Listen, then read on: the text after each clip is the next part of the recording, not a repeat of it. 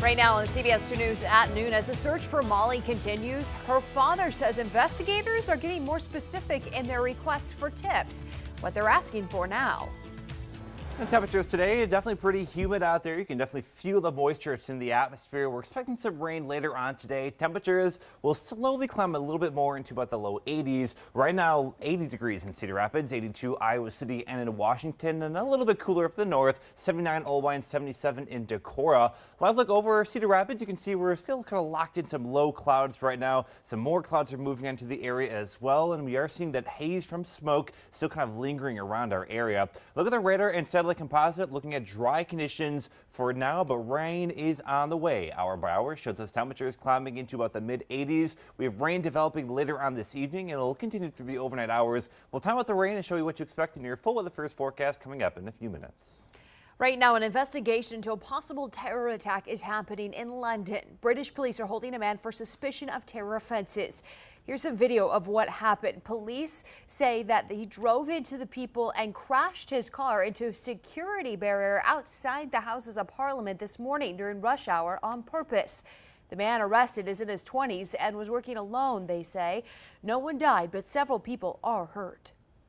The bang was really, really loud, so I mean, it must have hit it at some speed. Given that this appears to be a deliberate act, the method, and this being an iconic site, we are treating it as a terrorist incident. The area near the Houses of Parliament is one of the most secure parts of London, with armed police on regular patrol. But that hasn't stopped terrorists from launching other attacks there, too. In March of last year, you may remember, a man drove into pedestrians on Westminster Bridge, killing 4 and then stabbing a policeman to death on Parliament grounds before officers killed him. Then, a few months later, last year also, a van with 3 attackers inside plowed through pedestrians on London Bridge, then stabbed people, killing 8 and hurting dozens more. President Trump tweeted this morning, another terrorist attack in London. These animals are crazy and must be dealt with through toughness and strength. Oh dear! This is a look at the tail end of the deadly bridge collapse in Genoa during a storm this morning. At least 25 people are dead, now 13 hurt. Italian officials estimate about 30 cars and trucks fell 150 feet down onto roads, canals, railroad tracks, and warehouses below. Rescue crews have pulled at least 3 to 4 people out alive as they search car by car. The highway is a major connector between Italy and France. The Italian company that runs the bridge says they were working to reinforce the foundation. Dangerous flooding is threatening more than 4 million people as an unrelenting storm system hovers over parts of the Northeast right now. States of emergency are in effect across the region. In Pennsylvania, rescue crews are using boats to grab stranded people. Roads are shut down for flooding, including a major highway, and stores didn't open because malls were flooding. About 70 miles north of Philadelphia, crews luckily located all 150 missing rafters who were part of a group outing. This is our family room, our living room, and as you can see, everything is underwater. This home is in Brick, New Jersey. There, nearly 100 people need to be rescued after nearly 8 inches of rain fell in just a few hours. Forecasters say the flood-prone storms are expected to stick around in that area through tomorrow. Investigators searching for Molly Tibbetts want you and anyone you know to use a new website to give them any tips or clues. We're going to take a look at that. It's findingmolly.iowa.gov. Here it is. And investigators hope the interactive maps on this new website will help people remember more before they actually give in their tip. Authorities say they've responded to more than 1,500 tips so far and have conducted over 500 interviews. So many people went to the website yesterday when investigators announced it that the server crashed and they had to reboot it onto another. Tibbetts, a 20-year-old University of Iowa student, vanished more than 3 weeks ago after she went on a jog in Brooklyn. Her boyfriend, Dalton Jack, spent time with her the day before she disappeared, and he says she was in a good mood, like she always is. She's a very bubbly, giggly person. She enjoys laughing, enjoys making jokes, and just pretty much enjoys having fun. Investigators are still keeping a lot of information about their search to themselves to protect the investigation, but they do say every tip helps. However, her father, Rob Tibbetts, says investigators are being a bit more specific of what they're looking for now. It's on the website, a series of things to be looking out for in coworkers or classmates or family members that may be behaving differently, may be agitated or change their appearance or have were missing and had absences around that time. And so the authorities now are being much more specific in what we should be looking for. And so I think that's going to be really helpful. The fund to help bring Tibbetts home safely is now at more than $360,000. Now, along with that new website, the tip line is still open for calls. Anyone who knows anything can call that number right here on your screen. Tips can also be emailed now to the Poweshiek County Sheriff's Office. We've got all of these contacts on our website, cbs2iowa.com. And more drivers are dodging construction cones across the state. And even with all that work, even some you're running into, studies show Iowa's roads are still in terrible shape. USA Today reports Iowa has some of the worst roads in the country, even though the state spends nearly $700 a driver to maintain them. Nearly 9% of the state's roads are in poor condition, and 20% of Iowa's bridges are deficient. That's the second worst in the country. According to the report, Florida has the best roads in the country and Rhode Island the worst. But you are paying a little less for gas this week. That's some good news. GasBuddy.com has a statewide average for a gallon of regular unleaded at $2.75. That's down a penny from last week. Prices in Iowa are still a dime below the national average right now, but 50 cents higher than they were this time last year. To keep track of all the prices, you can always go to CBS 2 Iowa's Gas Gauge. That's under the Community tab on our website. Right now, Governor Kim Reynolds' husband is recovering from an appendectomy. The governor's office says Kevin Reynolds was admitted to the hospital overnight for abdominal pain, and it turned out to be appendicitis, and his appendix was removed there. The Reynoldses got married back in 1982, and they do have 3 daughters. The University of Iowa Hospitals and Clinics is once again being named one of America's best hospitals and the top hospital in Iowa. That's according to rankings released this week by the U.S. News and World Report. It ranks 7 specialties, 4 of them in the top 20. The specialties include ear, nose, and throat at number 3, ophthalmology at number 7, orthopedics at 14, and cancer treatment at number 18. The Iowa State Fair continues this week in Des Moines. Lots of fun, and fairgoers can also weigh in on important votes coming up in November's election, including the race for governor and the seats in the Iowa House. But it's not all business, as votes could also be cast last week for Iowa's favorite celebrity. The favorite celebrity in Iowa is John Wayne. The native of Winterset got 26% of the vote, beating out fellow actor Ashton Kutcher. Olympic gymnast Shawn Johnson and American Idol winner Maddie Poppe wrapped up the top 4. It's time for parents to say goodbye and students to say hello to brand new futures at the University of Iowa. Find out why the move-in process this year is going much smoother than years past. And right now, a big area of low pressure is spiraling just off to our southwest. It's bringing a lot of cloud cover and rainfall to our southwest. It'll be moving into our areas as we go through the overnight hours into tomorrow. We'll show you when the rain leaves and your full weather first forecast coming up next.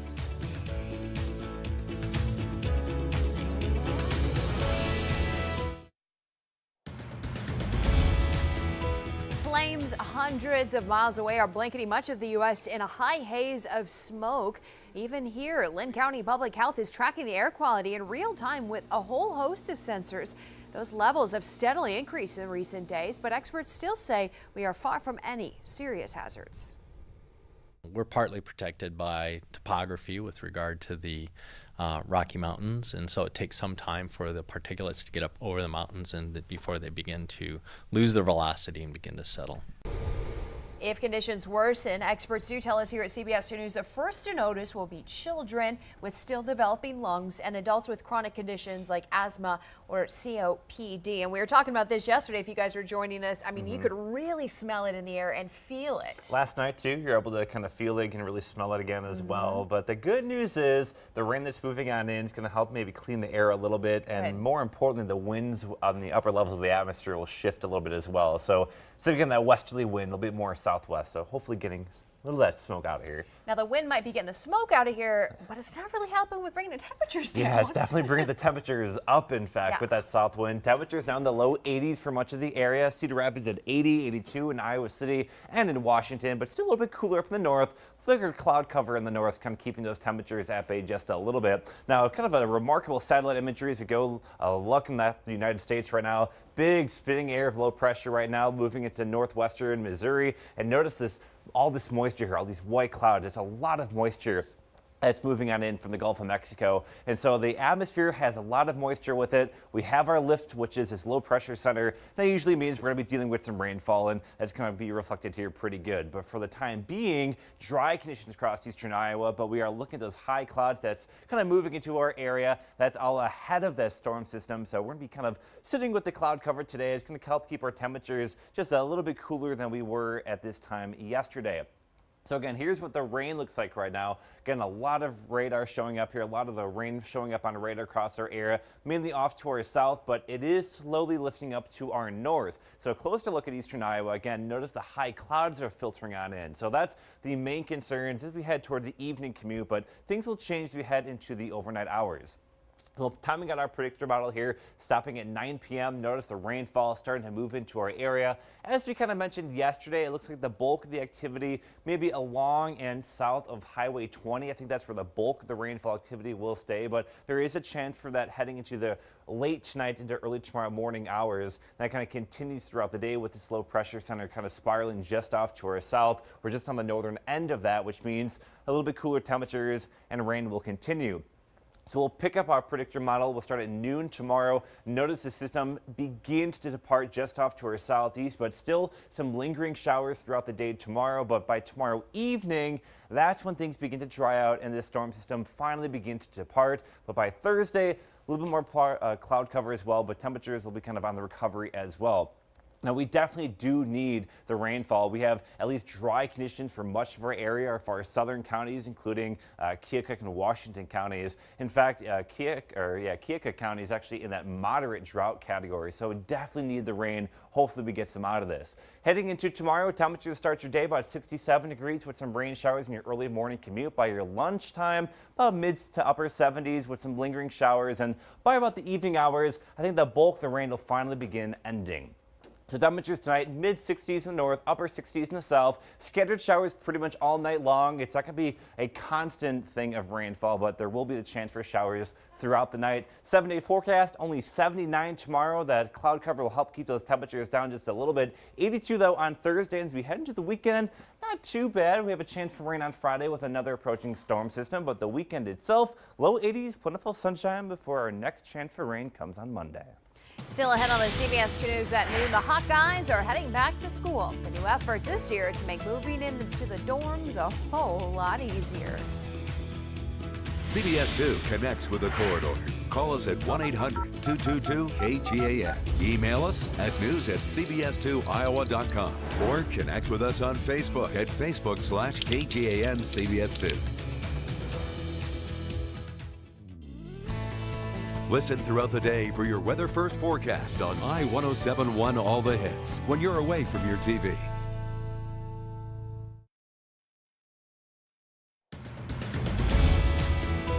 Right now, thousands of University of Iowa students are starting their move-in process. And CBS News reporter Eva Anderson is at Burge Residence Hall in Iowa City, where the first of 5,000 are starting to walk through those doors. Eva? Janae, it takes over 500 student, faculty, and staff volunteers to move in the thousands of students this year. And even though moving in that many students is a massive undertaking, recent changes in the move-in process are making it go a whole lot more smoothly.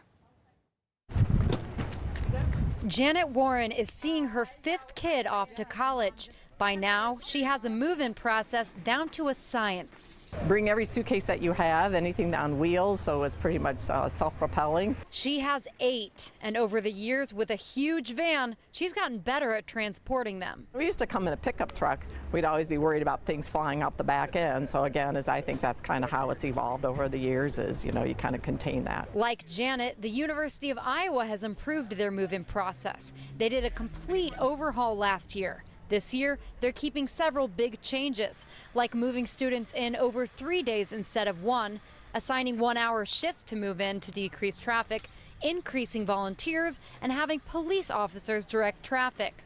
Janet says it's an improvement for moving her other kids to Iowa. Everyone came at once, and then you just kind of waited for a spot, and there wasn't the help that you have now. They get here, they get their belongings into their room quickly, they're able to move their vehicle, and then they get to spend time on the important things of getting the room set up, saying goodbye to their student, making sure that they're all ready to go to get the academic year started. Despite Janet's practice moving kids to college, it doesn't make saying goodbye any easier. This is where it's going to get hard.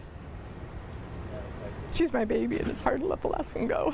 But she's happy knowing Olivia has a bright future ahead. Hi, Mom. Love you. This year, students and families got extensive instructions on how to navigate through changes in traffic due to construction on the Park Road Bridge. The university says the main changes will affect families moving their kids into Mayflower Residence Hall. Covering the corridor in Iowa City, Eva Anderson, CBS 2 News. And now for the kids that are a little younger than college, most parents know they need physicals to be in high school sports, but those physicals are also a good chance to see if your children are just in generally good shape to start the school year. Doctors and school officials do recommend making sure your children, grades kindergarten through 12, have the state-required immunizations like polio or hepatitis B vaccines. Also, get their vision and teeth checked. Health experts say all the appointments are worth it. We can't educate children that are not healthy. So if a child isn't healthy, they can't be at school, they're not going to be participating, they don't feel good. So we need our children to be healthy so that they can be active and productive learners in school. Health experts also say make sure your kid gets enough sleep. 10 hours is good for kids and teens for their proper growth and their energy for the school day or big game ahead. Still coming up on the CBS 2 News at noon, going beyond the call of duty. How one firefighter went out of his way to make fire victims in California feel taken care of.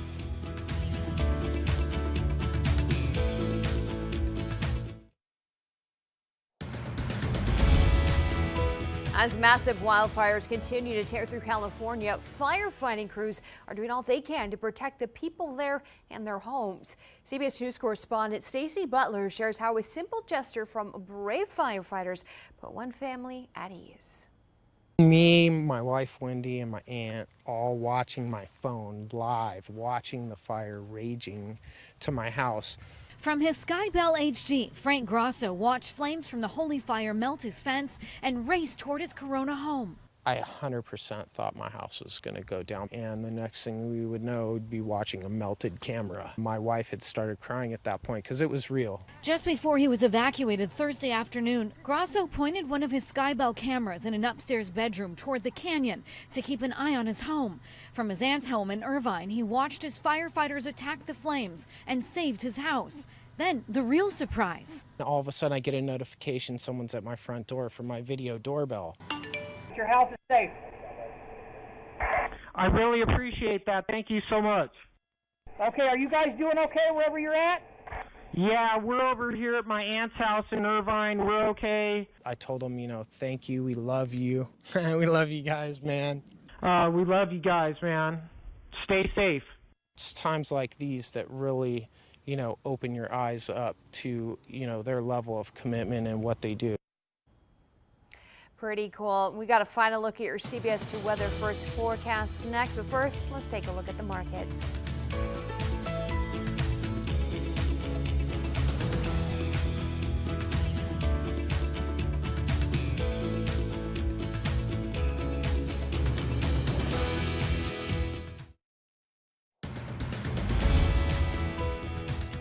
Three, two, one, mark. After spending days and weekends on experiments and projects, college students from across the country saw their hard work pay off with this NASA suborbital sounding rocket. The 44-foot tall rocket launched around 5 this morning.